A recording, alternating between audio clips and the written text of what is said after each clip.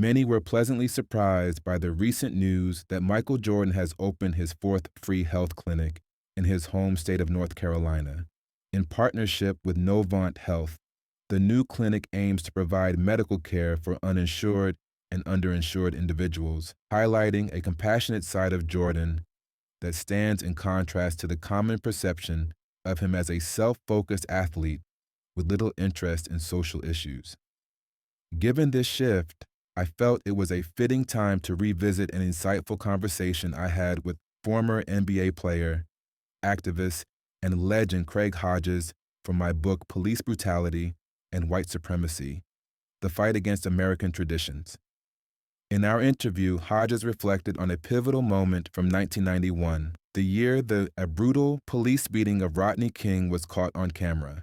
At the time, Hodges was frustrated by the silence of high-profile athletes, like Michael Jordan and Magic Johnson during the NBA Finals. Our discussion reminded me of a scene from the film One Night in Miami, where Malcolm X challenges Sam Cooke to recognize the influence of his voice. That same dynamic of silence and eventual awakening came up in my conversation with Hodges. Below is a condensed excerpt from that interview. What went through your mind when you first saw the Rodney King footage? The shock was overwhelming. Watching 4 or 5 officers mercilessly beat a black man with nightsticks, it was horrifying. The way they did it just left me speechless. It went far beyond brutality. I remember thinking, no matter what he did, no one deserves to be treated like that.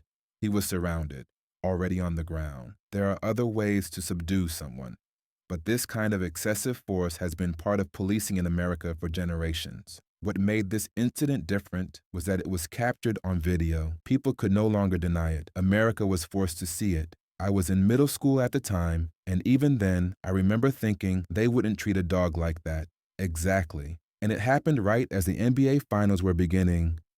Some players spoke out, but many didn't. I felt strongly that everyone should have said something.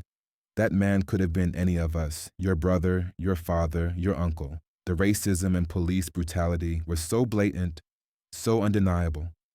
Silence in that moment felt like complicity. Hodges has long been vocal about the role of athletes in social activism, and he has at times been critical of Michael Jordan's unwillingness to speak out during his playing career. Still, despite their differences, Hodges has always acknowledged the qualities that made Jordan the best: his relentless work ethic, his laser focus, and his drive to win. That moment was traumatic for me, not just as a black man, but as a human being. It reaffirmed my belief that I had a responsibility to speak out even while I was still playing. These injustices demand our voices, especially when we have a platform.